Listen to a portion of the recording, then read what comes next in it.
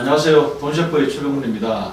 자, 오늘은 지난 시간에 이어서 연말정산 편으로 연금저축에 대해서 좀 상세하게 두 분 전문가와 얘기를 나눠보도록 하겠습니다. 오늘 수고해주실 두 분 전문가 김남호 요실 전문가님 안녕하세요. 네, 안녕하세요. 자, 이 연말정산 중에 사실은 뭐 인적 공제가 있고 뭐 여러 공제가 있는데 따지고 보면 가장 그 공제를 많이 받는 부분이 연금저축이라고 할 수 있죠. 그렇죠. 네, 맞습니다. 자, 먼저 이 이제 연금저축과 또 IRP라는 게 있습니다. IRP. IRP가 언제 이게부터 나왔고 왜 연금저축만 하다가 왜 IRP가 나왔는지, 그럼 연금저축과 IRP의 공통점과 차이점은 뭔지 한번 얘기를 나눠보도록 하겠습니다. 한번 얘기를 해주시죠. 네. 우선 연금저축은 너무 잘 알고 계시죠. 연말정산할 때 세액공제를 통해서 그 공제 환급을 받는다라고 생각을 하실 거예요. 그래서 400만 원 한도로 내가 납입한 연금보험료를 이제 13.2% 혹은 16.5%를 돌려주는 거죠. 그리고 원래 IRP라는 거는 이제 회사에서 퇴직금을 퇴직연금 제도로 활용해서 모아주기도 하잖아요.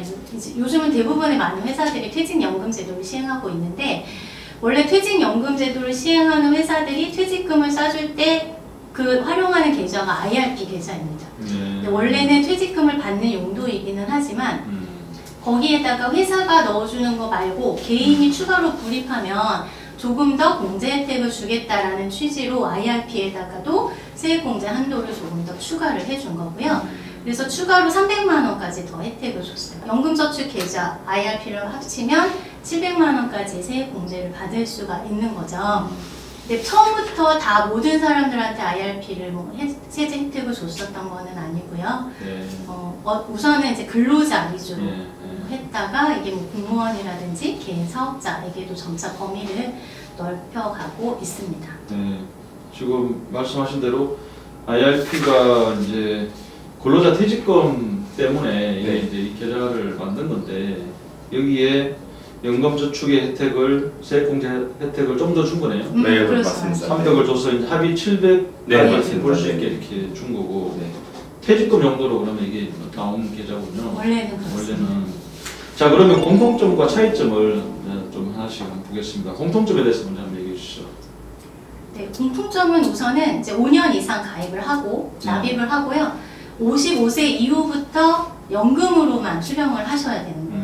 그러니까 물론 중간에 해지를 하셔도 되고 인출을 하실 수도 있지만, 그렇게 되면 기존에 받았던 혜택을 전부 다 다시 뱉어내야 된다고 해야 되나? 그러니까 16.5%를 과세하기 때문에 이 세 가지를 좀 지켜주셔야 되는 게 우선 공통점이고요. 세액 공제를 받았으니까 연금으로 받을 때는 또 세금을 내겠죠, 당연히. 그래서 연금소득세를 부과하고 있어요. 근데 연령에 따라서 조금 차등해서 부과를 하는데, 보통 55세 이후부터 70세까지는 연금 수령액의 5.5%를 과세하고요. 80세까지는 4.4%, 그리고 80세 이후부터는 3.3%를 과세를 하고 있습니다. 대략적으로는 이 정도가 이제 연금저축과 IRP의 공통점이라고 할 수 있겠습니다. 하여튼 연금으로 수령하는 게 이제 좋은데, 만약에 일시금으로 수령하면 아까 세금 부분 얘기해 주셨는데 그동안 받은 세액공제 혜택을 내어놔라 뭐 이런. 네, 맞습니다. 그거보다 사실은 세액공제는 뭐 13.2%를 받았잖아요. 근데 해지를 하게 되면 16.5%를 과세하니까 조금 더 많이 뱉어내야 되는 거죠. 그러니까 그거는 또 나중에 세금 부분 또 나오니까 한번 다시 한번 짚어보도록 하고요. 그 다음에 연금저축과 IRP의 그런 차이점에 대해서 한번 말씀해 주세요. 뭐 차이점이라고는 사실은 굳이 따지자면 뭐 그렇게 많지는 않은데, 우선 연금저축의 한도는 400만 원인데요. IRP의 한도는 700만 원이에요. 그러니까 연금저축하고 IRP를 합산해서 700인데 연금저축에만 700을 넣는다고 해서 다 공제되지는 않거든요. 그래서 그 세액 공제되는 한도 정도가 이제 연금저축하고 IRP의 차이라고 보시면 됩니다. 그럼 연금저축을 가입 안 하고 IRP에다가 700을 하면 넣어도 되죠. 그러면 700이 전부 다. 그래서 세액공제 한도가 700으로 이렇게 나오는 거예요. 네네네, 맞습니다. 그리고 또 한 가지가 아까 퇴직금을 받으면 이제 IRP로 받는다라고 말씀드렸잖아요. 근데 퇴직금은 사실 노후자금의 굉장히 중요한 수단인 거잖아요. 그래서 IRP에 들어가 있는 자산은 주식형에다 100%를 넣지를 못해요. 그러니까 일부 30%는 채권형 자산에 편입을 네. 해야 되거든요. 이제 연금저축은 반대로 100%를 전부 다 주식형으로 투자하실 수가 있어서 그것도 좀 차이점이라고 볼 수 연금저축이 생각보다는 좀 그래도 공격적으로 공격적으로 설정 영향을 가능하네요. 네, 네. 옛날에는 왜 그냥 보험회사에 공시율 상품 뭐 이렇게 가입들 많이 해서 네. 주식은 하고는 무관하게 생각하게 되는데 이제는 연금저축 펀드도 있어가지고 네, 맞습니다. 주식형 100%까지 가능하네요. 네, 네. 네. 그리고 IRP는 이제 최대 주식형에서 최대 70%. 70%. 아무래도 이게 퇴직 네, 지원이다 맞습니다. 보니까 네, 그렇게 조금 안정적으로. 돼 있군요. 그러면 내가 이제 소비자 입장, 근로자 입장에서는 궁금할 것 같아요. 아까 뭐 700 한도에서 이제 활용할 수 있는데 정말 그럼 내가 연금 상품을 가입했을 때 어떻게 가입하는 게 네. 정말 황금 비율로 잘 가입할 수 있는지 그게 대해서 한번. 일단은 소득에 따라서 조금 세액 공제율이 달라져요. 그래서 네. 근로소득 5,500만 원 이하, 종합소득 4천만 원 이하이신 분들은 공제율이 16.5%고요. 네. 그 이상이 되시는 분들은 13.2%로 조금 내려갑니다. 그래서 고소득자보다는 약간 좀 소득이 적으신 분들한테 혜택을 더 준다고 이해를 해주시면 될 것 같아요. 그래서 보통 이제 많은 분들이 매월 34만 원씩 연금저축을 가입을 많이 하시죠. 1년에 400만 원 한도를 채우시고 그리고 추가로 내가 공제를 더 받고 싶으시면 플러스 300만 원인 IRP 계좌로 이용을 하시면 최대 700만 원까지 세액 공제를 받으실 수 있으시고 단 연봉이 1억 2천 넘어가시는 분들은 연금저축 같은 경우에는 300만 원까지밖에 안 해주세요. 굳이 연금저축에 많이 낼 필요는 없으시다. 차라리 나머지 금액을 IRP 한도로 400만 원 채워 놓으시는 게 최대 700만 원까지 공제 받을 수 있는 혜택을 볼 수가 있습니다. 100만 원 차이네요. 네, 맞습니다. 그래서 자기가 좀 연소득이 좀 높다 생각하시면 연금저축에는 300만 원, IRP에는 400만 원 이렇게 700만 원 한도를 맞추시는 게 좋아요. 근데 어떤 분들은 연금저축에만 그냥 1년에 막 500만 원, 600만 원 이렇게 내시는 분들이 계시거든요. 그러면 어떻게 보면 나라에서 주는 세금 혜택을 조금 놓치고 있을 수 있죠. 그러니까 본인의 소득에 맞게 연금저축과 IRP 한도를 조금 분리해 놓으실 필요가 있으세요. 네. 그래서 가끔 보니까 이제 여기에 그냥 과하게 꼭 그 공제 한도를 초과해서 네, 맞습니다. 네네네. 실제로도 너무 많아요. 그런 경우. 네. 그럴 수밖에 없는 이유가 이 연금저축 전체로 1년에 낼 수 있는 한도는 또 1,800만 원이거든요. 이 1,800만 원을 낼 수 있는데 그 중에 공제하는 게 뭐 400, 300 이렇게 되다 보니까는 그런 부분들을 조금 잘 아셔서 활용하시는 게 좋으실 것 같습니다. 1800 초과하면 아예 이게 납입 납입 안 되죠. 네. 네. 네. 근데 이게 참 우스운 게 납입 한도를 왜 이렇게 정해놨을까요? 뭐 아예 납입 한도를 두 개 합산해서 700으로 딱 묶어야 되는 게 아닌가. 이게 그냥 모르고 그냥 납입을 하게 만들어 놓은 것 같기도 한데. 세액 공제를 물론 받으면 뱃쓰긴 하지만 세액 공제 못 받더라도 어쨌거나 조금 더 저축이나 투자를 해서 노후 준비를 할 수 있다면 그래도 더 놓는 게 나쁘진 않은 선택인 것 같아요. 세금적인 부분들도 있어서 그래요.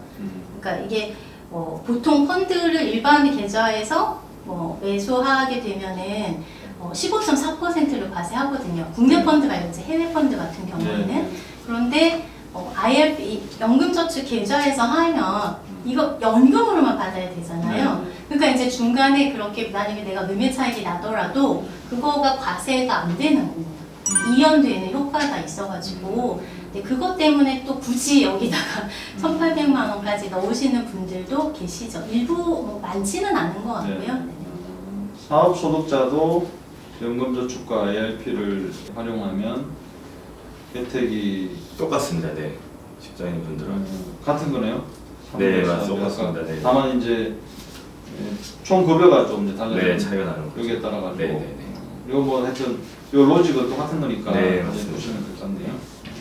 이 대목에서 한번 좀 정확하게 우리 이제 시청자분들께서 이해하셔야 될 게 세액 공제는 해줍니다. 아까 700까지. 근데 나중에 연금 받을 때 반드시 연금 이제 소득세는 네. 뗍니다. 그렇죠. 세금을 그때 이제 이연돼서 내는 거고. 네, 맞습니다. 중간에 만약에 목돈이 필요해서 막 이렇게 돈을 모을 때 이것마저도 이제 해지해서 그 해약 환급금 그대로 다 주겠지라고 생각하면 절대 안 된다는 거잖아요. 네, 네, 네. 그때 16.5% 16.5% 되는 거죠. 굉장히 많이 떼는 거죠. 예, 그러니까 되게 주의하셔야 돼요. 그래서. 네, 그런 거 주의하셔가지고 이제 이 상품도 가입도 반드시 하셔야 될 것 같고요. 네. 자, 그리고 이제 또 이제 좀 한번 짚어봐야 될 게 만 50세 이상의 경우에 이 세액공제 한도가 좀 지금 상향돼서 네. 이제 운영되고 있더라고요. 현재 네. 기간에. 그거에 대해서 좀 설명해 주시죠. 2020년부터 2022년까지 3년 동안만 한시적으로 운영이 되는 거고요. 네. 말씀하신 것처럼 50세 이상이신 분들이 연금저축 계좌에다가 원래 세액공제 한도가 400만 원이었잖아요. 네. 근데 연금저축 계좌의 한도를 200만 원 상향해서 600만 원까지 세액공제를 해주는 거예요. 그리고 IRP도 700만 원이 아니라 900만 원, 그러니까 최대 900만 원까지 세액공제를 받으실 수가 있는 거죠. 그러니까 아무래도 국가에서는 계속적으로 국민연금, 퇴직연금들이 있어도 노후자금이 굉장히 부족하니까 개인이 조금 연금 같은 것들을 많이 준비하기를 좀 바라고 있는 실정이어서 이제 그런 부분들이 아무래도 50세 이상부터가 조금 더 확 와닿는 연령이잖아요. 네. 그러니까 이제 그쪽에다가 조금 세제 혜택을 좀 더 주는 그런 방침을 쓰고 있는 거라고 생각이 되는데 모든 사람한테 다 적용이 되는 거는 또 아니에요. 예. 소득이 종합소득이 1억 원을 초과하면은 또 안 되고 근로소득은 1억 2천만 원 초과하면 안 해줍니다. 예. 근데 이제 이게 50세 정도 되셨는데 소득이 또 1억 2천이 물론 안 되시는 분들도 많이 계시지만 웬만하면 또 1억 2천 넘어가시니까 이게 또 세액공제 한도가 좀 많아졌네 라고 좋아하시기보다는 좀 이런 부분들은 한 번쯤 검토해 보셔야 될 것 같습니다. 소득이 1억이 초과됐어. 근데 이 종합소득 1억이라는 거는 기준이 무슨 기준이에요? 원천징수에 찍히는 거예요? 아니면 과세표준 뭐 거기 저기 아니요, 그러니까 소득공제 소득 받기 금액적이면. 전에 소득이라고 보시면 돼요. 이 아까 보셨던 저 원천징수 영수증 예, 있잖아요. 예. 거기 제일 위에 부분에 보시면은 이제 총 급여가 있고요. 네. 거기에 무슨 근로소득 공제 뭐 이런 게 있고 그 소득 금액이라고 나와 있잖아요. 네, 네. 그 금액이라고 보시면 돼요. 세금 떼기 전에 하여튼 받은 소득 네, 맞습니다. 총액이네요. 네.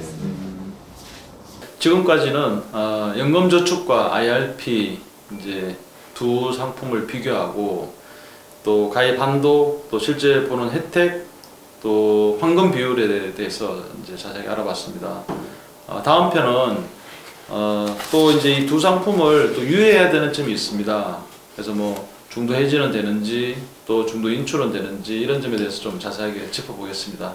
이상 감사합니다.